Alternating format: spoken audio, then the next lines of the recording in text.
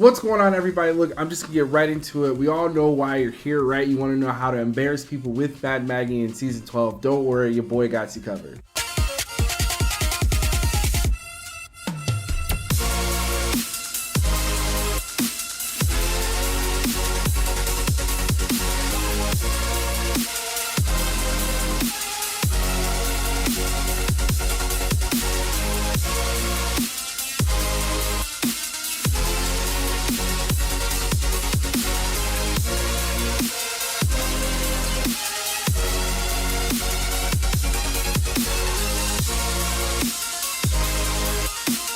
I'll start off by saying this. If you are a defensive player, like you play Watson, you play Gibby, you don't like to be the first one in fights. Matter of fact, you're the first one to leave the fight, respectfully. And I mean this respectfully.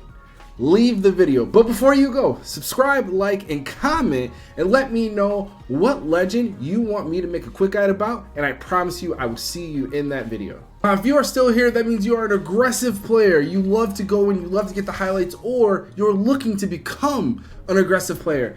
I will tell you this right off the bat, guys, is you also can subscribe, like, and comment on how you feel about Mad Maggie after this video. On to her passive ability. So pretty much Maggie has two passive abilities. The first one is what I consider the lesser of the two. A lot of people would disagree with me, and quite frankly, I do not care because it is not that big of a deal. So first and foremost, when you hit somebody, boom, they are highlighted, not fully revealed, right? So what I mean by that is when you hit somebody from here to about right here is how much you will see their outline. Anything past this point, you are completely blind of. That means when you hit someone and you want to commit, right, you're pushing forward, they may not even be here depending on the legend that they have and how close you are, right? Because if you're approaching them, let's say you're approaching them from right back here and you're running, you're going, this may be enough time for someone to completely like move all the way around, hit a Wraith Q.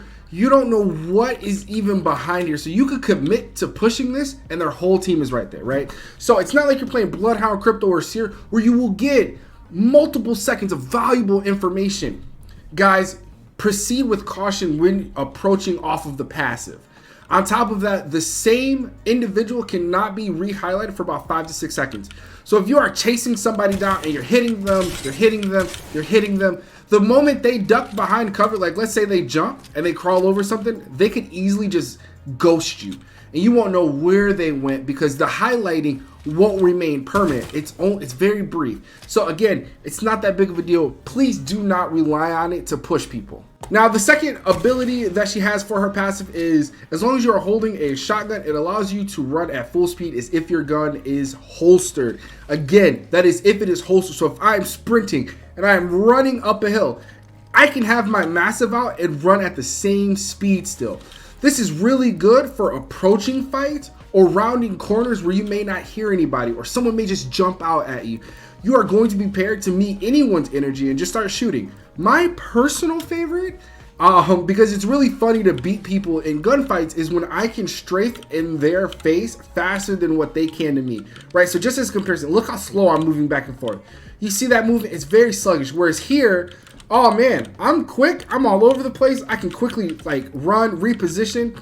The fact that you can down somebody very quickly, collect the KP, even be a little disrespectful by trying to get a finisher off. It is crazy how good the movement is while holding a shotgun. Now, on to her tactical ability, ladies and gentlemen, first and foremost, this is probably one of the best tacticals in the game. One, it has a long range, a short cooldown, does a bunch of damage, and goes through obstacles like doors, Gibby's dome, walls.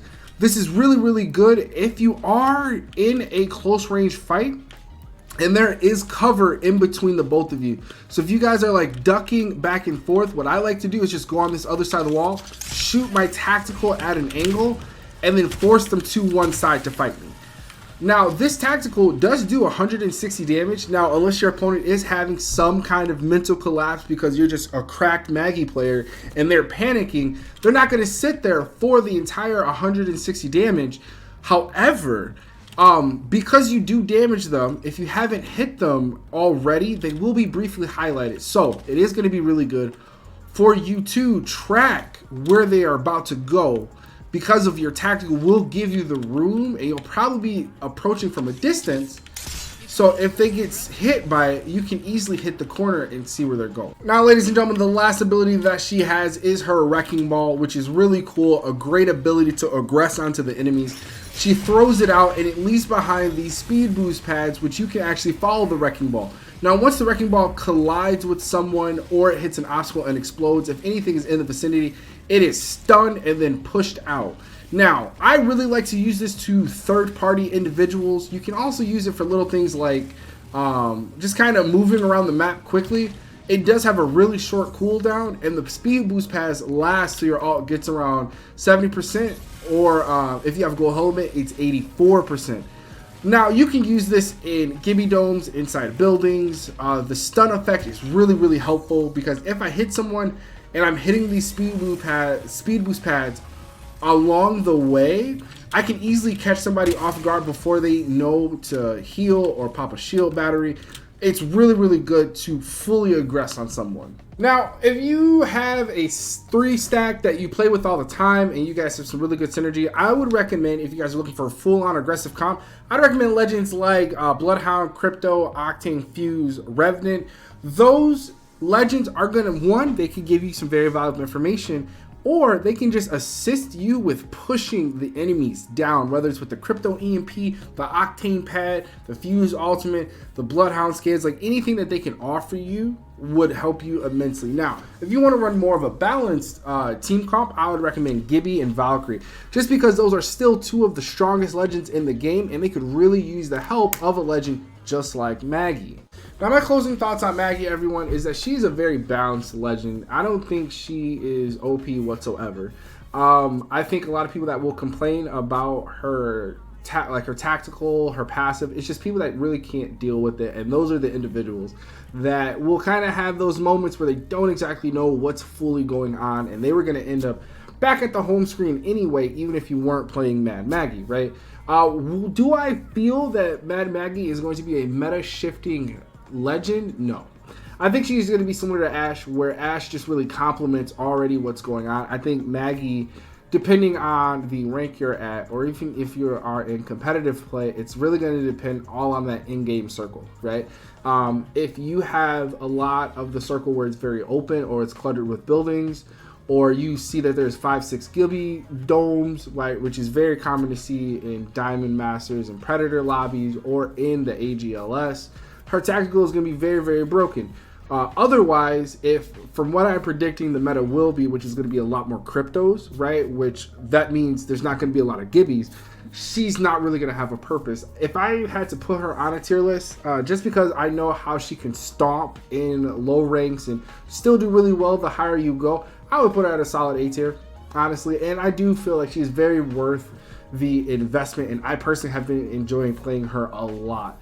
So until next time, I hope everyone has learned something. If you haven't, my bad for wasting your time. But again, leave a like, comment, subscribe. Let me know how you felt about the video. What do you guys think about Mad Maggie? And let me know if there's anything else you want to know about, because I got some stuff planned. You guys all have a wonderful rest of your day. Peace out.